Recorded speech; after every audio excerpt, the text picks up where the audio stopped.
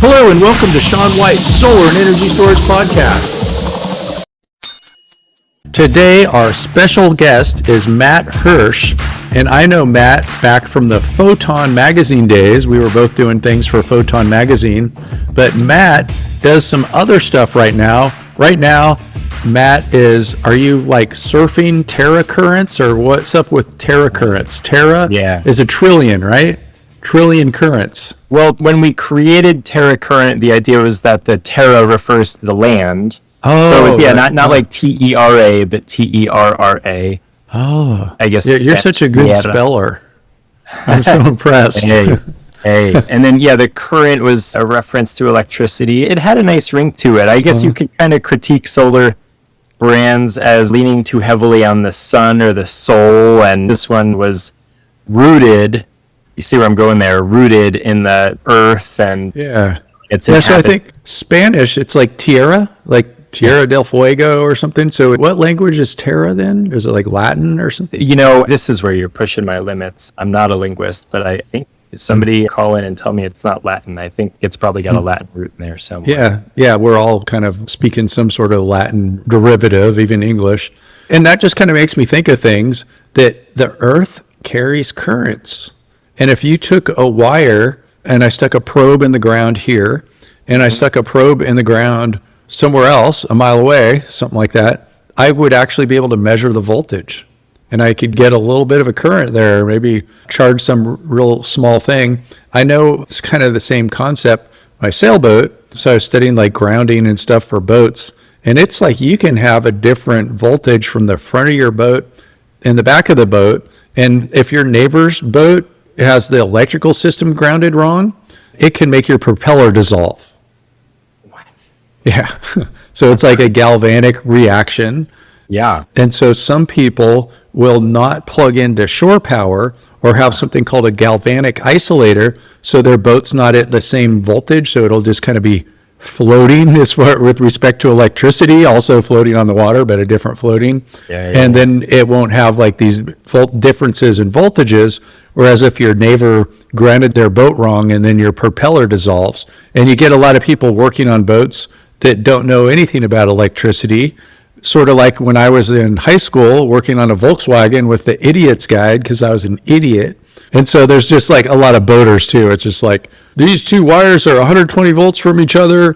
That's good enough for me. And, they'll like mix up the neutral and the current carrying conductor, or the non-neutral, the hot wire. And so you can get currents there. But one of the weirdest things is there's something called single wire earth return. I'm not sure, most people haven't heard of that. I've heard of a lot of things, but single wire earth return, I don't think I've heard of that myself. Yeah, it's kind of Australian. So I went to Australia and I was trying to find it, and so the earth is a conductor, but it has resistance, and if it's wet, it's better conductor. If it's dry, it's terrible.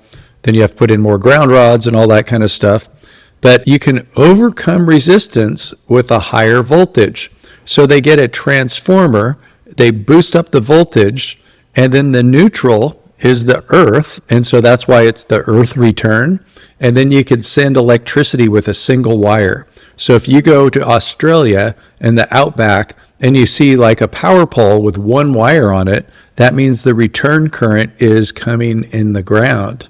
It's like why lightning likes to find the ground and all that stuff too. Yeah, sure. Well, maybe not directly related, but I was on a backpacking trip this past weekend and thinking about why it is that your body can act as an antenna. I had an old school radio.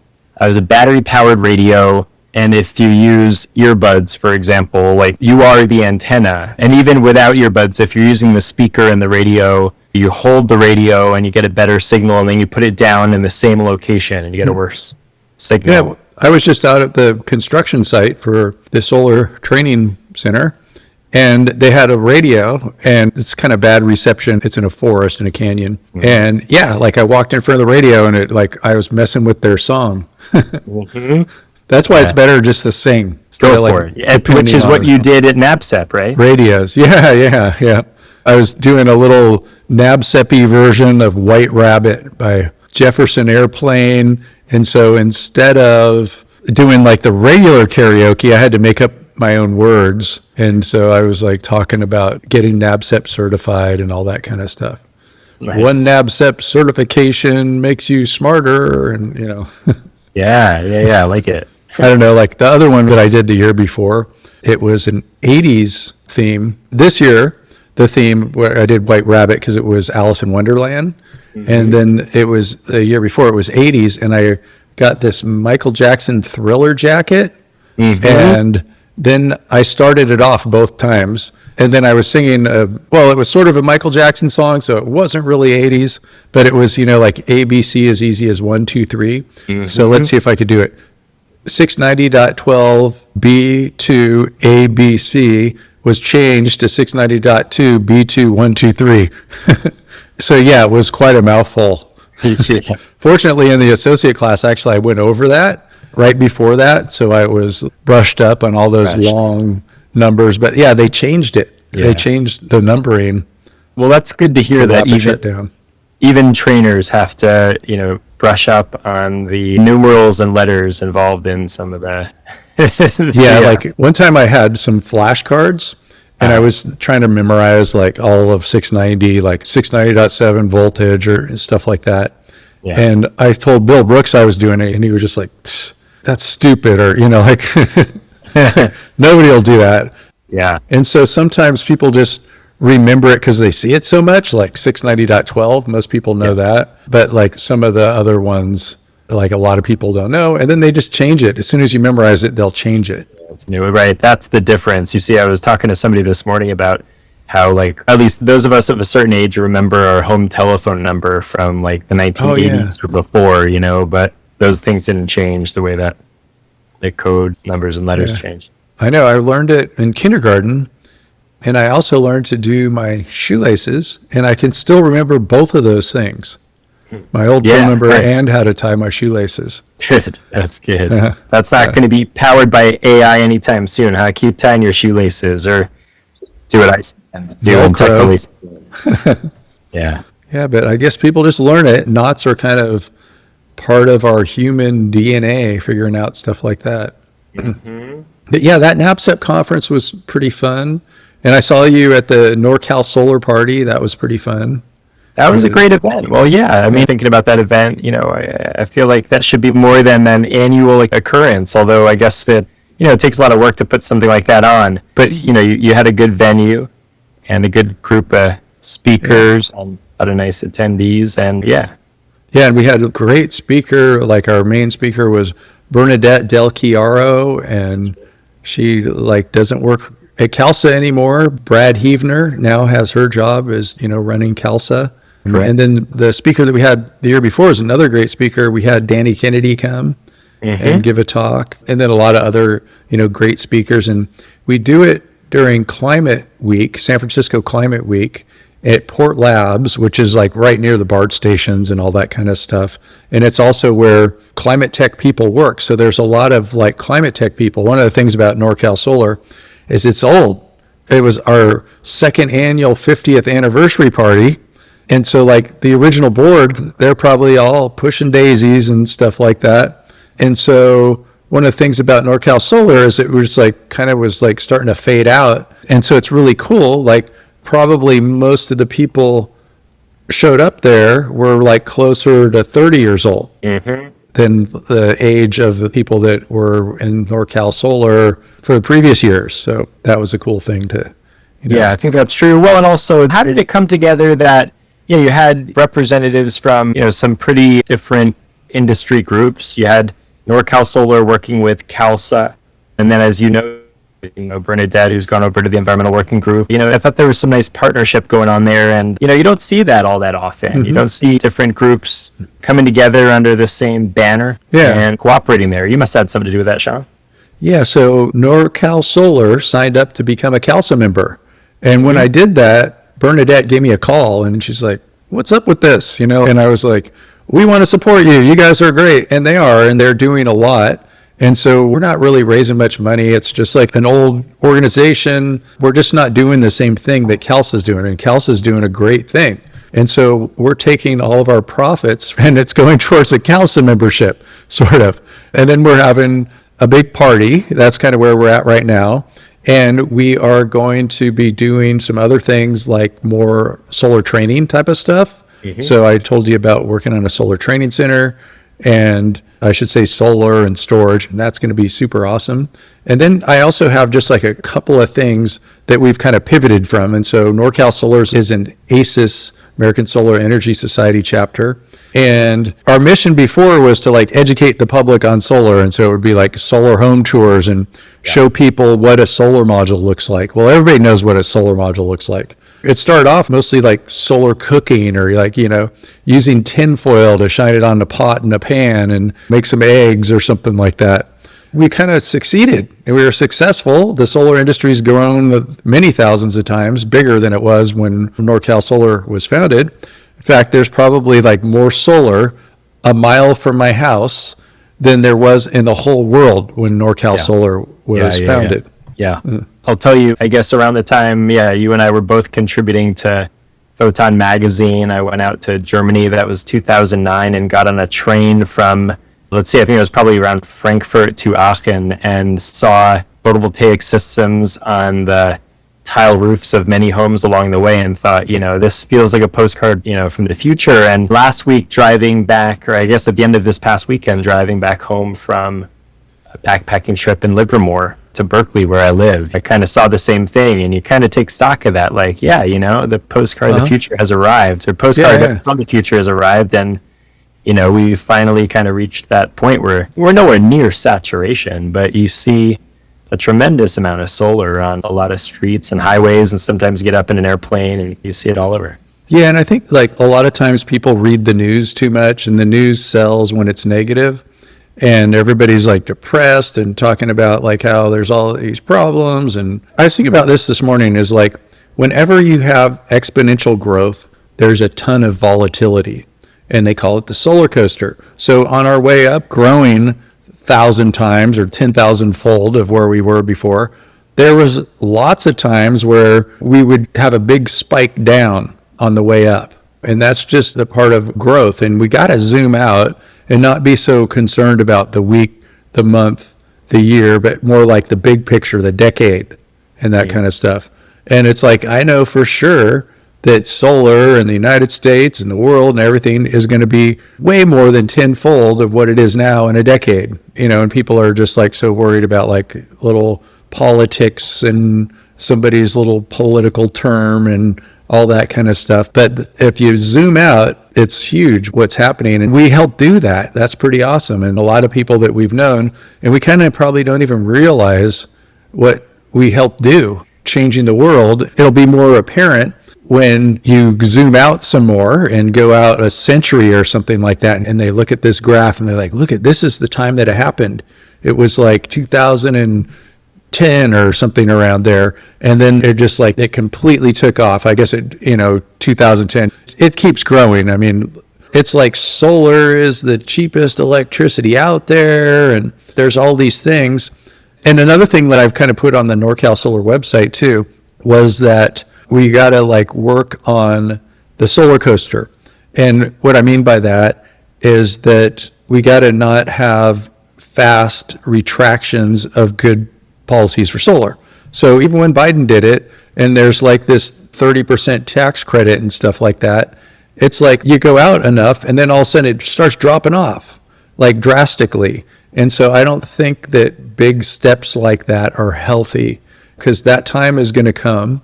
It was sort of like that the first ITC that Bush signed on to, and then that one started dropping down. And it's like there's these huge steps for when it drops down.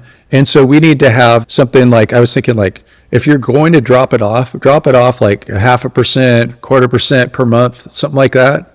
And then it's not going to be like so dramatic to jobs and the industry, because it's just kind of stupid to like go like, okay, we're going to just do a 30% change tomorrow or something like that. That's kind of dumb. Well, I'll tell you what, I mean, you were right that Bernadette Del Chiaro had the best commentary, the best speech at the NorCal Solar event. One of the things she said was, that CalSA has been busy or was busy before she left, but continues, I think, to be working on getting economists who can argue effectively against the cost shift. And since the event that you and NorCal Solar hosted. Of course, Rich McCann, who's done some of that work. I think a very well-received and high-profile article in the San Francisco Chronicle pointing to the sort of the fallacies and the cost shift argument, and that needs to be kind of fleshed out. I mean, I was talking to a friend who's not in the solar industry just the last week. I think he accepted the idea, and I had to make the case for him that he accepted what is essentially the utility line of reasoning, that when people adopt solar in their homes or in their businesses, that it shifts cost onto people who do not adopt solar. And so we could kind of talk a little bit about that. But the other thing that you're raising, which I think is an interesting kind of challenge for people like you and me and others in the industry, is what is the kind of ideal framework for stability in the industry? Because, I think we've gone a long way on net metering, which originated in the 1990s, and the original ITC, as you noted, signed by was it the first George Bush? That goes back. I mean, yeah, it goes back. And if you do go back historically and look at growth in the industry, it's like you see Republicans talking against it and Democrats talking for it, to generalize. But then what really happens isn't necessarily a big, huge change. Yeah. As far as who signed the first one. Whoever it was, I don't remember. My point is those policies were wildly successful in laying foundation, not unlike the German feed-in tariff, which I think has been more dynamic. It's been, what I found very interesting learning about the feed-in tariff was just the malleability, kind of the flexibility that what in Germany is called the Bundesnetzagentur, what they could do. They could go out to the market and say, hey, we want to essentially raise the feed-in tariff for, let's say, east-facing systems in one region of Germany 1 year, and then the next year they say, okay, we've satisfied that objective for our electric system. We're going to shift to, let's say, south-facing systems in another region or east-facing systems in another, and they can kind of mold and shape the market with the tariff. We just don't have that kind of flexibility. But what we also don't have is I think anything remotely like a kind of consensus or just a set of best practices for, look, if you were in charge of the California grid or the Western regional grid, or if you were in Washington, D.C. with a ton of power, what's the best thing that you would implement? I'd just love to see a kind of market development roadmap across 20 years and see what's the post net metering. Not to say that I'm conceding net metering is at its end, but I just think it's incumbent upon all of us to think about all the various scenarios. Anything can happen, I think, in the next week or so in Washington, D.C. with respect to the investment tax credit. And we should mention, too, that we are recording on May 20th. There you go. Yeah, that's right. Yeah, you kind of timestamped it, May 20th, 2025. And it's a volatile time in the... Yeah, it is 2025. Yeah. It's a volatile time in the industry. It reminds me a bit of... I don't know what your perspective was, working in solar through COVID. There's a lot of wishful thinking, a lot of not enough contingency planning in some of the organizations I worked with that kind of said, hey, we got it all sorted out. And, a couple months later, well, it wasn't what they thought it was going to be. The dominoes start to fall. And, it's nice to just think a little bit about what if before it actually happens. Yeah. And so you mentioned the net metering thing in California, and that's a perfect example of the volatility. So they go up there, and one day at midnight Pacific time, all of a sudden the amount of money that you get for exporting to the grid goes down just this huge amount. So the day before, or the week before, the month before, or the year before, all the solar people are just like, this is terrible, sign up now. And then they're shooting themselves in the foot for the day after, because then people are like, I'm not going to buy solar. You're told me this is going to be terrible, Right. And I think, too, that we're getting to a point we can include our electric vehicles and smart appliances and all that kind of stuff, and our electric vehicles for the batteries, that we could get to a point where the grid, we don't need that. I could do not a 100 amp service. I could have a 1 amp service or something, just to kind of top off my battery once in a while. Yeah. Something like that. Because it would just all be coming from the sun. You could go even take your car and go pick up some energy at work, I'll work for kilowatt hours. You mentioned the ACES Solar Home Tour, and I do think it's no longer really necessary to go visit a solar home because there's solar homes on almost every block in my city and many cities around California. But there are plenty of use cases that are still very much at the forefront. And, for what it's worth, I mean, I think I mentioned either before we were recording or after we were recording, this trailer is solar powered. I've got a 200 watt bifacial foldable panel. What is it? Just to the west. It's facing south, and it's powering a portable power station that I'm looking at, which is supplying energy to my satellite antenna and my laptop and my phone. And I went through a little bit of an exercise of deciding, how much I wanted to kind of upgrade the electrical and the whole trailer, or just use something small like I've got now. But I have a better grasp of what I can do in a mobile application like this, having used this equipment for a little while.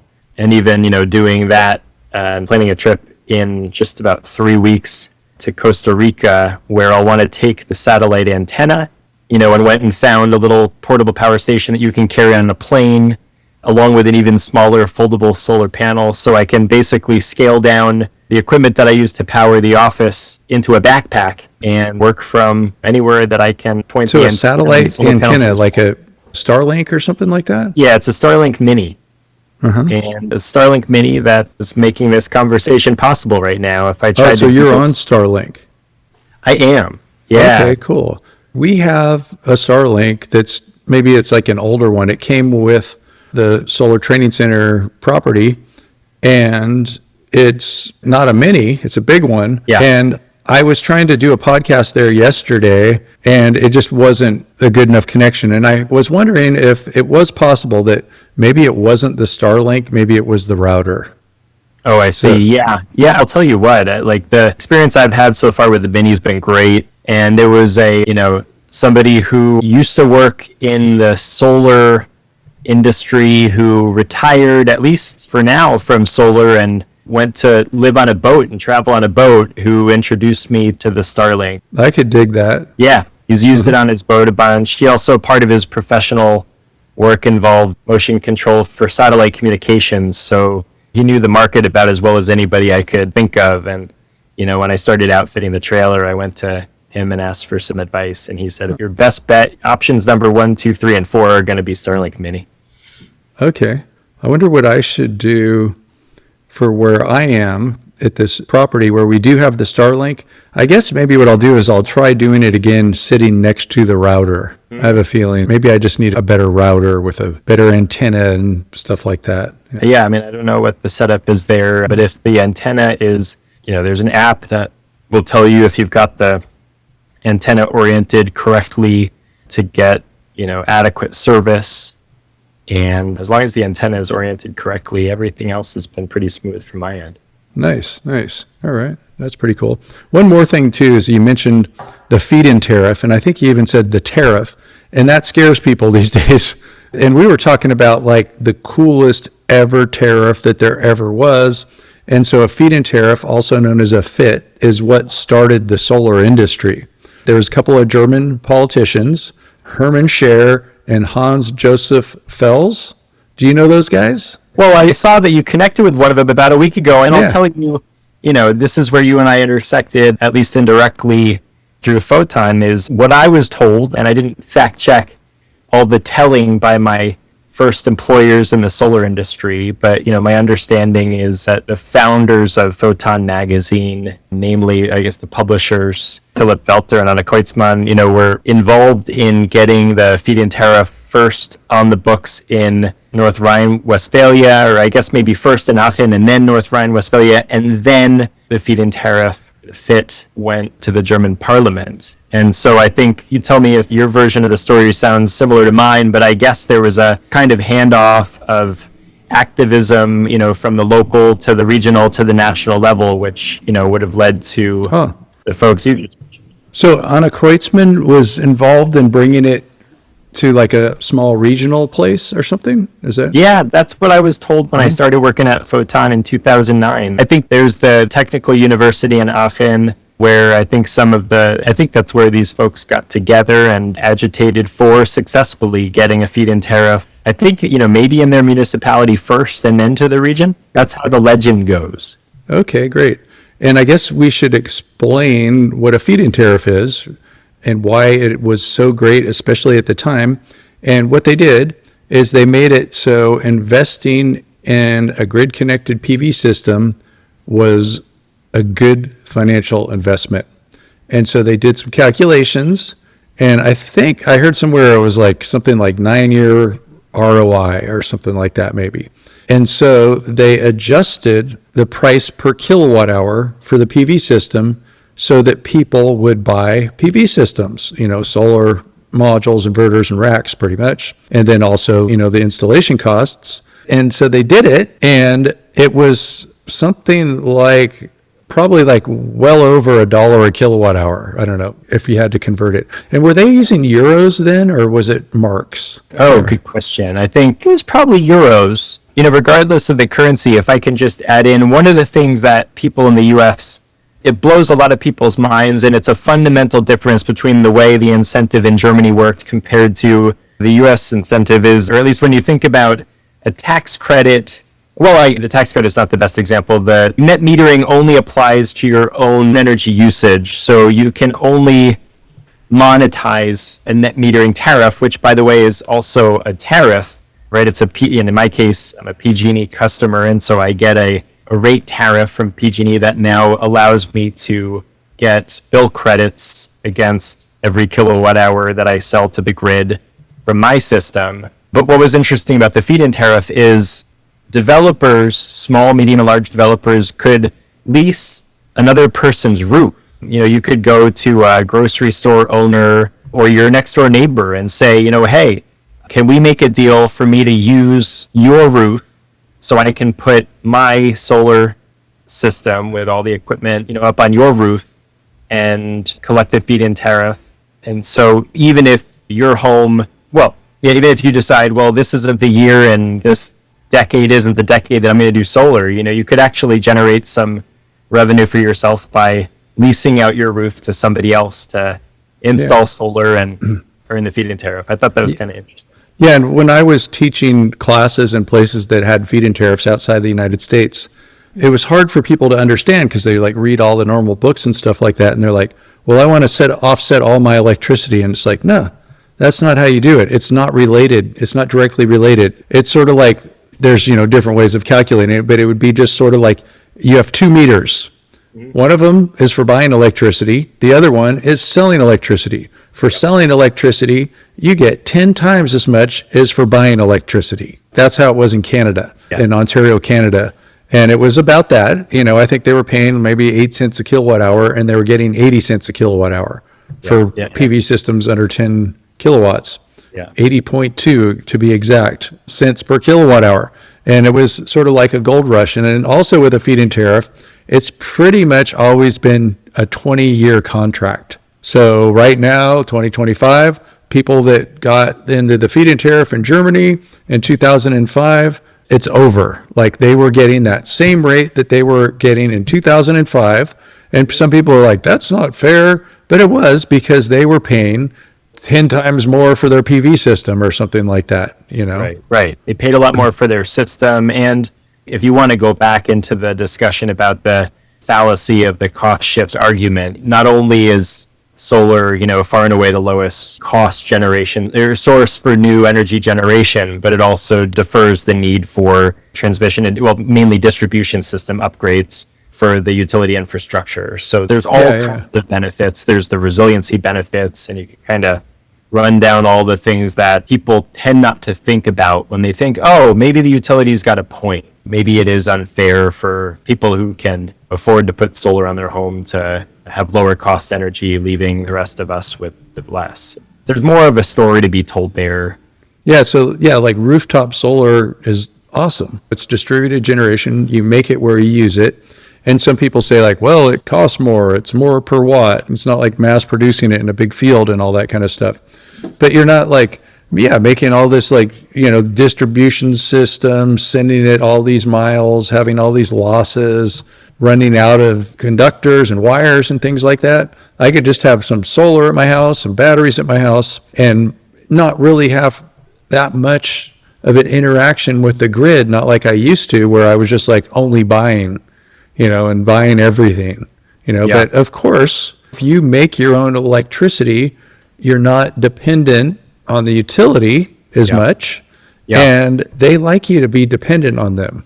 Yeah, well, and be careful what you wish for, right? I guess in terms of what the utilities are doing, I saw a study from a utility industry think tank maybe 10, 12 years ago, I guess early in my career in the solar industry, that said the case for grid defection, or for just completely severing your property's tie to the utility grid, was kind of totally marginal. It made sense for practically nobody in a residential or a commercial or industrial setting to even consider grid defection. But having a reliable source of generation and a reliable source of storage at your property, those are two very big steps toward grid defection. And, we'll see where the industry goes. But I think the more that system owners, homeowners, ratepayers are kind of pushed to invest themselves in systems that make them less reliant on the utility, the stronger is the case for grid defection. Yeah. Another way I've looked at it was, like, if you go back to when I lived in a place that had its first solar system, we're talking PV systems, $20 a watt, that kind of thing. And we could live off the grid, like it was doable. And there's a lot of people that were living off the grid with these systems that were, like $20 a watt, 10 times more than the world average or something like that. And so it can be done. We can do it, but we'll conserve more energy. Does that make us conservative when we're conserving energy?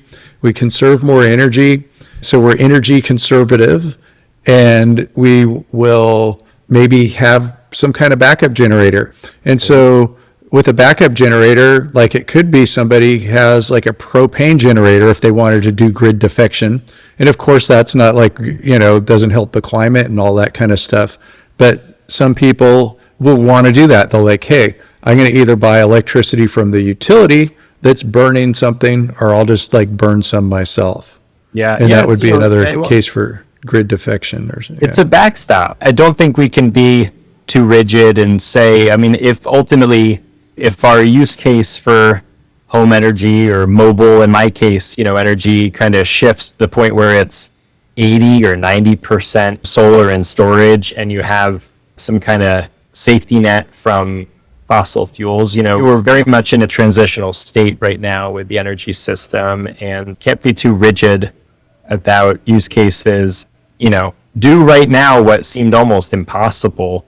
Even in the time that I got in the industry, I couldn't have imagined, when I got in the industry, kind of doing with solar what I do now. And, it's a small thing, I suppose, but just in terms of sizing a battery for a space like this, I think my assumption, even when I started kind of putting pencil to paper a little bit and thinking about load, thinking about the need to generate and store energy here, I wasn't really thinking about how you can extend a portable power station by generating as you use it. Like, basically, there's almost no time of day when I'm working in this space that the battery is not charging. So it's just, I'm getting much further with the battery and the relatively limited amount of, generation than I thought I would. You know what I think is going to be the big, huge growth thing, explosion, whatever we call it, like something is going to be just a boom, is going to be the networking things and energy management and stuff like that. Because it's difficult. Like, I know that we sort of have the technology, but like, how are we going to hook it up? What if I go buy an inverter, a battery, an electric vehicle, even a bidirectional electric vehicle? And how do I coordinate all this stuff to work at my house to save me the most money? And it's really complicated. Like most solar experts still are going to have trouble tuning all that stuff up on their own house. Right.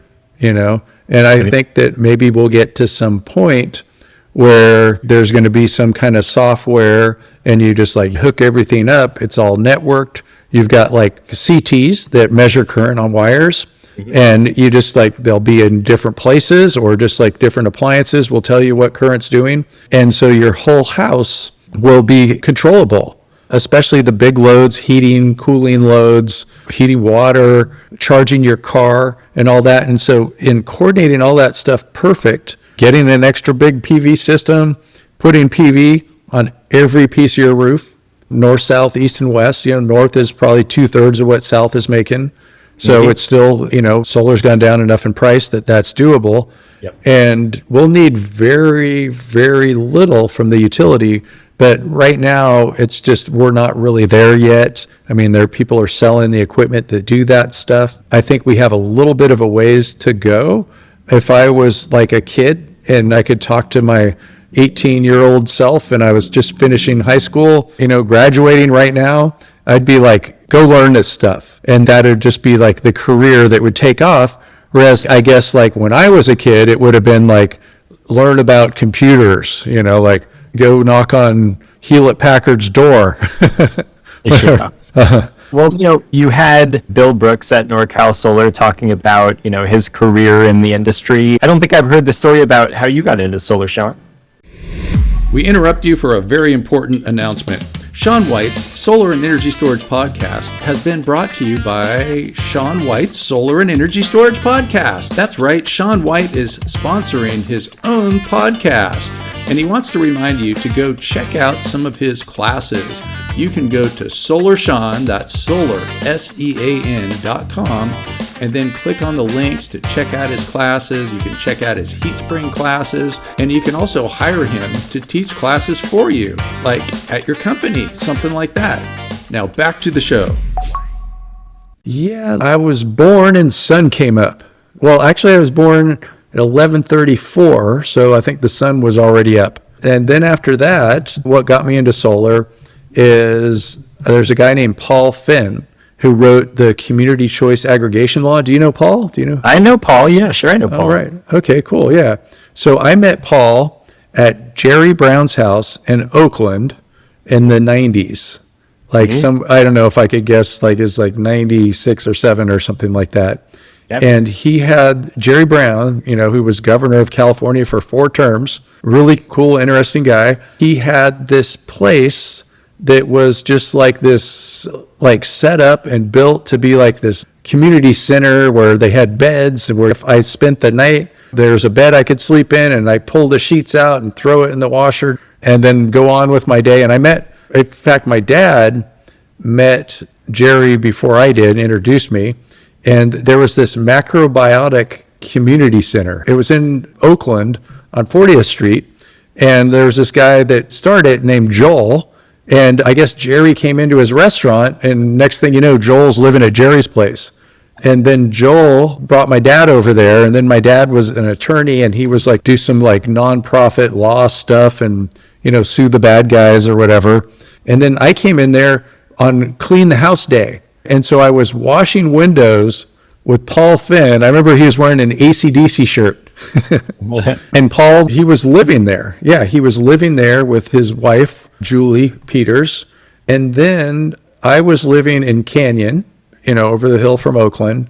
And Paul ended up moving in to next door to me in the same building. Then we were kind of almost like family. And he had already written the community choice aggregation law. And I remember he was like, okay, we're going to do this thing here. Should I ask for $500 million or $1 billion? And I was like, $1 billion. And he was like figuring out where to put power plants and all this kind of stuff. And so that's what got me into solar. And then I started doing a little bit of technical research for him and studying about solar. And so that was in the 90s. And I guess you could almost, in a weird way, you could say that my first job in solar was a protester. Because we were making signs. There was a law that we were trying to pass for community choice aggregation in the state. Well, that our paths intersect even further back than I thought. Before working at Photon, I came to Bay Area in start of 2003 and got a job at the San Francisco Bay Guardian and met Paul doing some of that work and wrote at least a couple articles about community choice aggregation. And we should say I bet you I read that article. Yeah, to connect the dots for folks who are wondering still what is community choice aggregation. If you live in the East Bay and you see East Bay Clean Energy, or actually they've rebranded, right? They're no longer EBCE. I think they're AVA Clean Energy now. But also, I think, the first big CCA that succeeded in this area, maybe in the whole state, was, I think, Marin Clean Energy and MCE, yeah. Yeah, there's Peninsula Clean Energy. There are several community choice aggregation entities that have really flourished in the market and provided some consumer choice for electricity services, which customers, I think, were demanding and not getting from the utilities, and hence came Paul Fenn and CCA. Oh, that's pretty cool. Yeah. Yeah, it's funny, like sometimes people that are running a CCA never heard of Paul. And so he studied philosophy. He wrote his thesis on insanity to see what it felt like to be treated as an insane person. He shaved half of his head and half of his beard. He then met, who's his wife now, and he had to meet her uncle, who is Michael Dukakis, who, of course, like was a Democrat nominee for president. And he met him when he was like half shaved head or something. That's a Keynesian kind of intervention. My goodness. And then he said instead of writing philosophy books, he wanted to write laws, and that's how it came up with it. Yeah. Amazing. Yeah. Are you still in touch with him? Oh, yeah. He lives in Massachusetts now. I see. Okay. Yeah, bring him to a NorCal solar event. Have him tell the history of CCAs and his role in it. Yeah. Had him on the podcast and stuff like that. And he got an award from ACES for the work that he's done for, policy and stuff like that. But yeah, he just lives on a farm out there in rural Massachusetts. It's pretty cool. One thing that's really weird about that is he ended up in Massachusetts because that's where his wife's from. Mm-hmm. And they met in college. Mm-hmm. And they moved out there. And then he found out that the house that they bought, just by some like kind of weird random coincidence, had some distant ancestor of his lived in that house. Mm. And then that line immigrated to California, probably like hundreds of years ago or something like that. So Paul went home again and you went home again. I guess you and Caitlin and Paul in rural Massachusetts. That's pretty wild. Yeah. I guess that's how I got into solar. And then in 2007, I just decided this is going to be my career now. And I just studied like really hard, like over 12 hours a day, 7 days a week, until I was like working full time in the industry. And here I am. Yeah. Amazing. Well, you've, I guess I could say, an organic entrepreneur, right? It sounds like you just kind of taught yourself both the subject matter and how to carve out a niche, in the industry for yourself. And, I think we're all better off for it. Yeah, and it wasn't planned. I wasn't like planning on getting into education.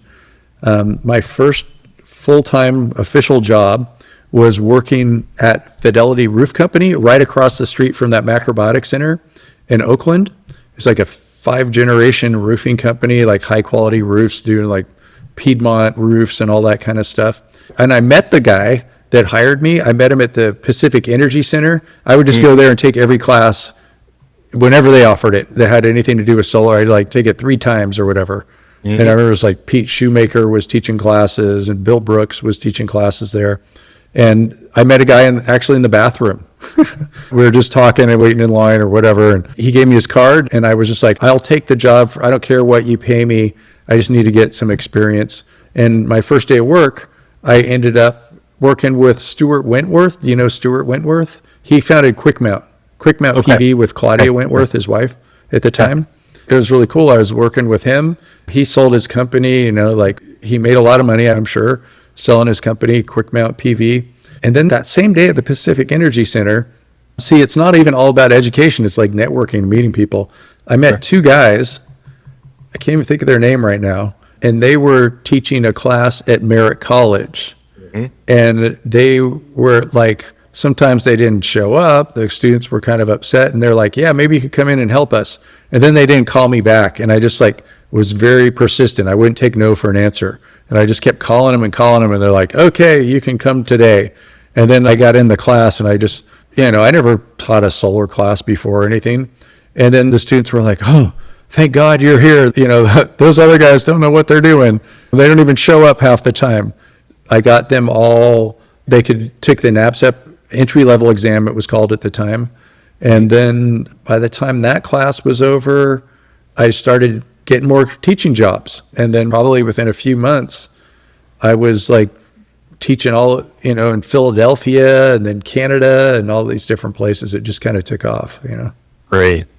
Yeah. Well, for those who, I still got pretty young kids in the schools here. I don't travel as much as many people in the industry, but if you've got the freedom to travel, and the ability, I think there's definitely a need all over the world, and, an opportunity to go to South America, go to Africa, go to Asia, and that's something, I guess, when the time is right, kind of manage the language barrier. I don't know. I mean, a big part of my plans for Costa Rica this summer are to take that next step with Spanish language. Oh, cool. And, it'd be a nice thing to be able to do somewhere down the road, use solar knowledge. And Do you speak German?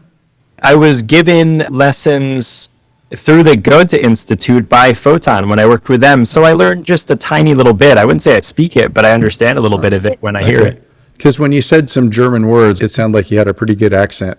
That's all due to the Goethe Institute. And I think we're both a little bit autodidactic, liking to learn things. I was enjoying learning the German language for the time that I was making semi-annual trips to Germany with Photon. Cool. I don't know too much German, but it's pretty easy to get around without speaking the language. Like a lot of people fear that. I'm heading to China pretty soon. It's a good idea to know thank you, I guess. Yeah. Well, I guess in Mandarin, is that xie? Yeah. Xie, something like that. Yeah.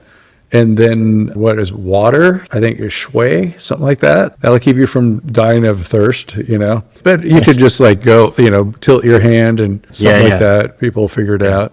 One that would be good would be bathroom. I remember one time I was in China and I wanted to go to the bathroom and they thought that I meant something else. Well, those misunderstandings can really lead you down the wrong path. But what are you going to be doing in China? The SNEC show.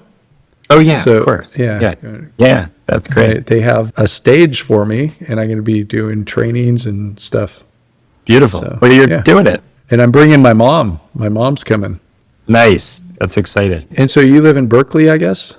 I do. Yeah. Well, I've been in the San Francisco Bay Area more than half my life now. But yeah, I live in Berkeley, north of the campus. Nice. Yeah, it's a good place to be. I mean, Berkeley has some interesting politics. Like if you were like a mainstream Democrat or something there, you probably wouldn't even get on the council. Like he'd be like way too far to the right. Right?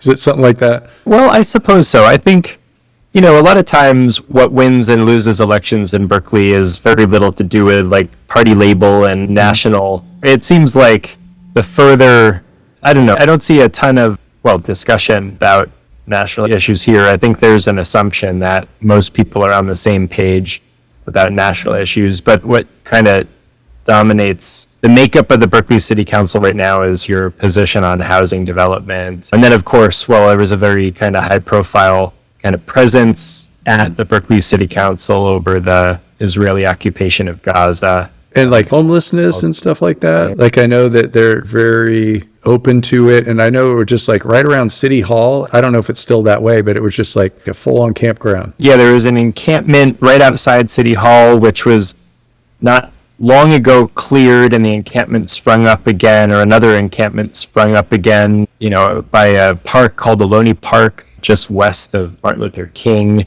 near downtown Berkeley. And yeah, this is a seemingly unsolvable problem for not just Berkeley, but San Francisco and Oakland and all the municipalities in the inner Bay Area who've done very little, I think, coordination between municipalities or, just kind of coordinated work with regional entities, state entities. It is, the shame of California political leadership that, this is something, Gavin Newsom ran for the San Francisco Board of Supervisors with the intent to do something positive around homelessness. And I think at the city/county level, he utterly fell short and continues, 20 some odd years later in the governor's mansion to continue to fall woefully short on doing anything remotely constructive on homelessness. That's a bit extreme. Everybody in the solar industry is mad at Newsom for getting rid of net metering. Yeah, suddenly, so overnight. Yeah. Well, I think a lot of people in and outside the solar industry kind of see a shift. I think the expectation that he's more interested right now in his prospects as a presidential candidate in 2020 than he is making things better for everyday Californians. But you would think that he would want the California solar industry being his biggest supporters instead of his, it's like his biggest, I could imagine, like someday he's going to be running and Fox News is going to come in and start talking to solar people. Yeah. Tell us about what do you think about Gavin Newsom? And people are like, I lost my job. Yeah, I think it's true. He's making strange bedfellows. And what can I say? I mean, I don't mind saying that probably the best leader for the solar industry in the time I've worked in the industry in California was Arnold Schwarzenegger. So, I think that has more to do with his independence from influence than it does anything else. I don't think it's a party label thing. I think it's more that PG&E lobbyists have an easier time manipulating Gavin Newsom than they did Schwarzenegger. Yeah. And then in Berkeley, there was People's Park. I've been hanging out around that area, Telegraph Avenue, for forever. I remember you went to the NorCal Solar event that we had there over at Mezzo Raleigh. Yeah. And I go there for these big salads. I like all the time. I'm there getting those big salads. And People's Park should be like on the historical place list or something. It's where the civil rights movement happened. And it's just like right there, the heart of Berkeley and all that stuff. But after all these different decades where it's like afraid to park my car there, afraid to walk through there. There's a lot of homeless people there, but it's more of like drugs and stuff like that, like hard drugs or, that's what I think probably have you seen People's Park in the last 9 months? Well, it's like got these like stacks of containers swallowing it. So you can't get in there. It's like they just stacked up containers around it like a big fort so people couldn't get in there. They're ready for probably like Berkeley style protests and tear gas or something. And then there are cranes in there building buildings. And you know what? Like if you would have asked me 20 years ago, I would just be like, no, you can't do that. That's People's Park. And now it's like, I don't blame them. I guess they're building dorms or something probably for the college. That's right. Yeah, it's UC property. And yeah, you're not the only one who I think has just kind of gotten tired of the status quo. It's not to say the preservationists are wrong or there's kind of no, I don't see a whole lot of point saying one side was right, one side was wrong. But at the end of the day, we are in a deep and serious housing crisis and it just doesn't benefit the community, it doesn't benefit the environment to have so little affordable housing for people, be they university students or not. So I think you're not the only one who's kind of voicing that sentiment that, look, it's just time to turn the page and build some housing. I think we should take all those people and ship them off to Texas and Florida. Just kidding. Yeah. Maybe we should tell people like what you're up to, what you're doing, TerraCurrent, all that kind of stuff. Oh yeah, sounds great. Well, I think the impetus for this podcast, and I appreciate you inviting me on the show, Sean, was, you'd sent out an email maybe about the NorCal solar events or, maybe I think you also either in the same message or a separate message I mentioned, am I saying it right? White House Solar?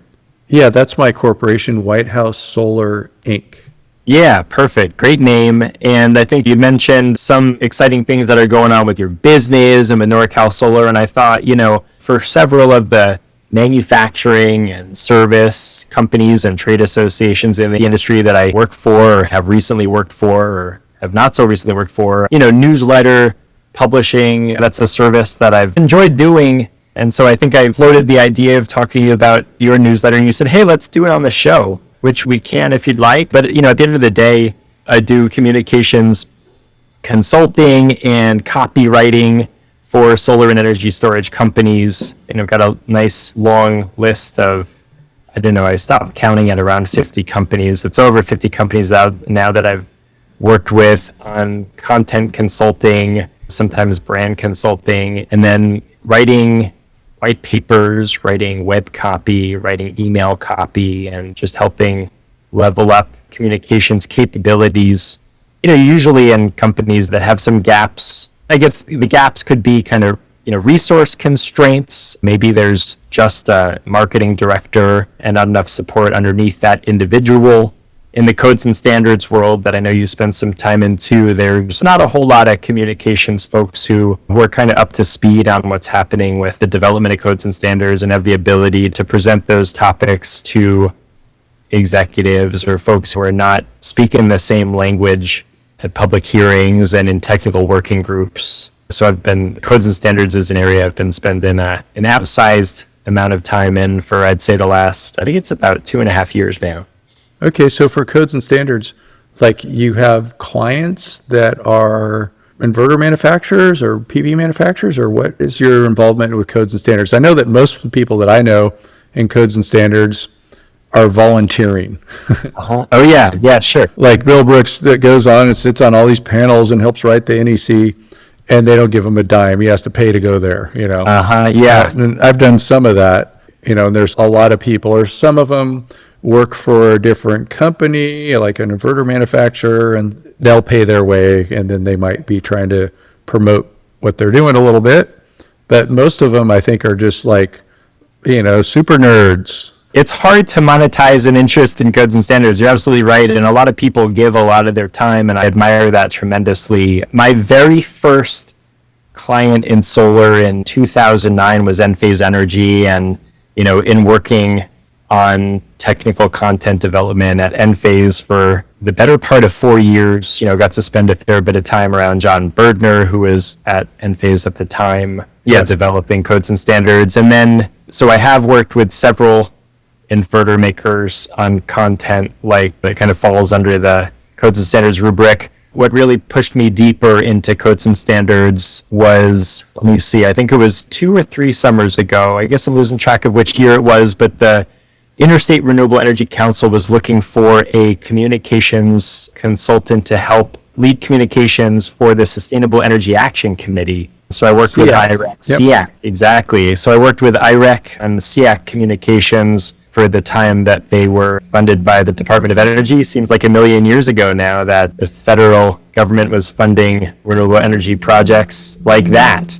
And then through working with some of the key stakeholders in SEAC, I got to spend more time with several of the very accomplished folks on the technical services team at SEIA, Solar Energy Industries Association. Sure. So I've done work with SEIA as well and continue to do so. I should take this opportunity to mention, well, this podcast might not publish before May 27th, but if it does, the virtual Solar and Energy Storage Codes and Standards Symposium is taking place May 27th to the 29th. And it's tremendous value. You've got 3 days and I think 5 or 6 kind of workshops that you can join to hear from Jen Martin on SEIA standards, Charles Picard on energy storage and smart inverter standards, Joe Kane on what's happening with building codes and international codes and structural codes and more. And all those people. Oh, yeah, exactly. I think these are all familiar names and faces for you. The special guest who's on the roster is John Previtali. I think I first connected with John with the Orange Button Initiative going way back when. And of course, he's been doing some real meaningful work on characterizing and mitigating risk to solar projects from hailstorms. So he's going to be joining in on the Virtual Codes and Standards Symposium from SEIA. SEIA has been doing really impressive work, I think, getting the word out about what's happening in Congress and the impact it'll have on the industry, and kind of, speaking up for all the great work that the solar industry has done and hopefully will continue to do with the extension of the federal investment tax credit. But, having said that, I take the opportunity to talk about one of the lower profile but still very meaningful, long-lasting, important projects that SEIA has going on right now, which is the Virtual Codes and Standards Symposium and everything that'll be discussed at that event. Cool. Well, it sounds like you have a good thing going. And so what kind of clients are you looking for? Yeah, good question. I think, for one, TerraCurrent, and I work with some outstanding partners who bring graphic design and animation capabilities to the table. Actually, there's a whole lot more that the industry can be saying and should be saying about, topics that I'm fortunate enough to be working with SEIA on, such as consumer protection. In various ways, my professional interests and my personal interests are kind of all coming together, maybe not unlike the way you've described the growth of your career. It was about a year ago that I got myself appointed to the Alameda County Consumer Affairs Commission. I've spent the last year kind of getting my bearings as an appointed public official who cares about consumer protection. And I think it's no coincidence that consumer protection is one of the key issues that SEIA is trying to address with a new national standard accredited by the American National Standards Institute. The SEIA Consumer Protection Standard should be published. I think the timeline somewhere in the next 6 to 9 months or so. And so I think solar companies in the residential, commercial, industrial sector who want to take a step forward and communicate the policies and practices in place to provide transparency, accountability, show ethical business practices are companies I'd love to be talking to help them grow. I think, another aspect of what I've had the good fortune to work with SIA on is there are a lot of companies doing very exciting work in solar panel recycling, other solar equipment and energy storage equipment recycling. I think that's an exciting growth area in the industry. And again, it's just a good opportunity for me to play a small part in helping to kind of nurture growth in that space. But I hope to be working on circular economy issues for a good long while as companies grow into that way of thinking about product design and extending the life of solar equipment, solar systems, and then of course making good use of raw materials once products reach the end of performance or the end of life. Awesome. Thanks everybody for listening to Sean White's Solar and Energy Storage Podcast. You can find out how to get hold of Matt Hirsch in the show notes, or what's the good website or something like that? The best way to connect with me personally is on LinkedIn, Matthew Hirsch, TerraCurrent. And also, of course, the website is TerraCurrent.com. HIRSCH. Exactly. German for deer. Okay. I didn't tell you who's coming next, did I?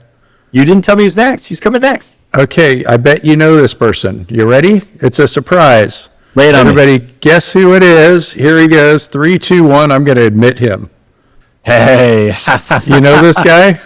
Yeah, sure do. We designed my system at home. What's up, Jeff? Hey, Matthew, how are you, sir? It's good to see you. Right? Really Yeah, cool. Jeff, let me just tell you, we just recording a podcast with Matt Hirsch, and we're not done yet. And I just thought I'd let you in, and you could be on the end of Matt's podcast, because I just thought you guys would probably know each other. Oh, yeah, for sure. We worked together originally on some of the SEAC-related stuff, and then, of course, we helped him with his... I assume everything's working well with your solar system thing? Everything's working beautifully. We're about a year into, just past my 1-year anniversary. Of course, as you know, Jeff, took my sweet time from the point when I got, city approval to start building the system before I finally had the inspector come around. And you also know that the city of Berkeley charged me an extra $200 because of a very, very tiny... Because you were honest and you shouldn't have said shit to them. Yeah, exactly. He's got a weird one, Sean. He's got like a 3-story house, and that makes solar tricky. But he's also got some weird roof issues. Yeah, that's right. Yeah, it was a fun project to work on, and I wouldn't have asked for anybody better to help me through the project than you, Jeff. I'm pulling up my Enlighten That's Jeff Spies. That's who we have here. Jeff Spies. Oh, this is being recorded too, huh? Planet Yeah, that's Sets. right. Yeah, Yeah, you're on the air. Surprise. Yeah, no, it was that roof issue we had to work around was kind of funky because it was like a low slope roof that had some slope variations in the way the PV array, and oh my goodness, it was like a 4-dimensional puzzle. Yeah, it was pretty funky. But anyway, here, I'll tell you right now, I'd love to share a little bit of data. 7.1 megawatt hours produced in 2024. And that was just starting in late April, I think. And we're, according to the Enphase Enlighten app, we're at 3.4 megawatt hours this year. Everything is looking great. Good. And so, credit to you, credit to Deep Patel and Go Green Solar, credit to Iron Ridge, right? I think they helped a ton with solving those various issues. And I already mentioned Enphase. Phono Solar was the solar panels. So I appreciate the good work that the Berkeley permitting department did. I think the people there are fantastic. The fact that their chief building officer tried to justify their $200 fee for reviewing a revised weatherproof label, of course, led me to write an article for Solar Builder about how ridiculous that was. Yeah, there's a lot of, I guess you could say, regulatory complexities that can arise. And some of them are very legitimate, and sometimes they're just silliness. And I think this fell under the category of silliness. I'll just say, though, I still thinking about the roof complexities and the PV array and trying to figure out how to put attachments on and make the array. It was a tricky roof. And actually, it wasn't just the weird roof lines. I think it had to do with, like, this house. How old is your house, Matthew? Well, the house originates in like 1896, but it was a 1-story house that got Must have been solar ready. Yeah. 30s. Yeah, I think it was a weird construction when all was said and done. So to try to get solar adapt, it wasn't a conventional roof to say the least. And I actually have to say I always enjoy those weird projects because I'm a engineering nerd, and you can only do so many routine, regular old systems. But when you get these ones where you're trying to figure out how you get a PV module, which is flat, oftentimes be on roofs that may not be as flat as you'd like. Yeah. Well, there was a kind of an almost flat section of the roof that had this dynamic angle to promote, water shedding. It made for some pretty goofy looking pictures when I attached the stanchions and then tried to put down the rail. And yeah, you had one section of rail going this way and another kind of up here. And, we worked it out. Like I said, all's well that ends well. And it was a good experience for me. It's a great learning experience for somebody who's trying to figure out the regulatory aspects of solar, because you ran into some interesting complexities. And from my standpoint, the thing that will always stand out is the unusual angles we had to try to adapt conventional roof attachments to a non-conventional roof. Yeah, exactly. Well, Jeff, you'll be pleased to know we already talked about Solar Roots. I haven't booked my tickets yet, but, I'm in my mobile office right now, which I'm either going to drag this thing up to the party or, behind my family car, or we'll just throw some tents and sleeping bags in the trunk and get up there. Oh, bring your mobile office, man. That'd be cool. Yeah, there is an RV park there, and it's going to be a lot of fun for the folks that do camp. I'm going to get an RV too, because it's easier to live out of an RV while you're trying to manage an event than sleeping in a tent on the ground. Plus, my wife's going to be with me, so she'll demand more comfort. She deserves nice accommodations. Well, and the other thing, I was just telling Sean and the listeners, although it might be too late by the time this podcast is published, Jeff, you should know about the SIA Virtual Solar and Energy Storage Codes and Standards Symposium happening next week. I'm not sure, there's been so much coming out of SIA about the tariffs and the need to call congressional representatives and whatnot, but there's a pretty great event with folks Joe Kane, Charles Picard, Jen Martin, happening next week. And so helping with some communications work on that side, and hope that event gets lots of good attendance from folks in the codes and standards world, including folks at SIAC. Yeah, it's a little disconcerting when you see all the stuff that's going on with the potential expiration of tax credits, and then you're like, oh, the codes and standards work seems a little hard to digest when you're thinking about the potential early expiration of tax credits. So an interesting time, to say the least. Totally. We will survive. I think long term, absolutely. Yeah, and so what we're going to talk about on Jeff's podcast is this party. So let's do a commercial for this party. So give it to me, Jeff. We're having the Solar Roots party to debut the long-anticipated documentary film Solar Roots, the Pioneers of PV, that tells the true story of the birth of an industry, scandal included. So for those people that aren't familiar, go to Google, type in Solar Roots, and outside of a solar contractor in Puerto Rico whose website is in Spanish, you will find our website and a 2-minute and a 10-minute trailer on YouTube to get a little sense of the unique story that our industry has of its origin, which is not a dry, boring documentary. It's a real human interest story with some serious characters and very entertaining. The feedback we've gotten from the audiences that saw the draft version has been very, very positive. And I think the reason it is because it's truly an entertaining story that you don't even have to know or like solar to be entertained by the way that this industry came into existence. Great. So show up, come to the party, Solar Roots. It's going to be a blast. If you want to know the URL, it's solar-roots.com. But again, Google the words Solar Roots and you should have no trouble finding the website. How are registrations going, Jeff? Are you getting a lot of signups already? Well, you know how it is when you start out with an event like this, is a lot of people have said they're going to come, but they haven't signed up yet because a lot of people have to look at logistics and all that. But yeah, we have had signups already. And I got my ticket. Yep. Yeah, Sean's got his ticket, and he called it the golden ticket. And is there a capacity limit? Do you sell out at a certain point, or you can kind of handle as many as are going to come? Yeah, when we had the third and final Solar Pioneer Party back in 2017, we had 330 people attend that event. So it's hard to predict these types of things because this will be, in essence, I guess you could say, the fourth event of this type. We had the first Solar Pioneer Party, which was more of a word-of-mouth event, which drew in about 100 people.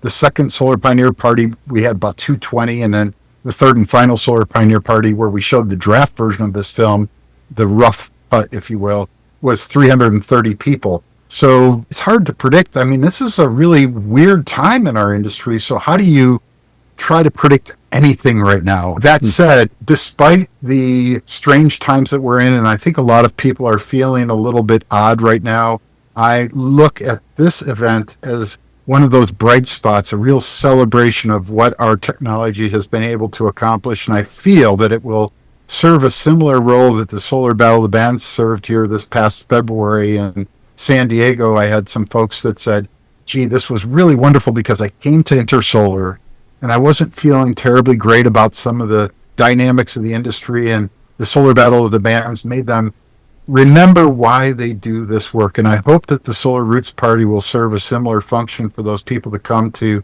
let them know that they should feel good about all that we've accomplished. Our industry is literally over 100 times bigger than when I started in the PV industry in 2006. Over 100 times bigger. Think about that. In under 20 years, we've grown from a tiny, tiny little industry into where we're at today.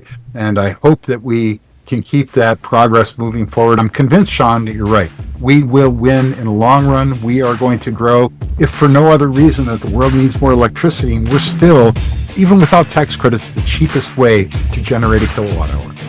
That's right. Dang it. Yeah. Woo! That was the best ever commercial. Everybody's going to that party now for sure.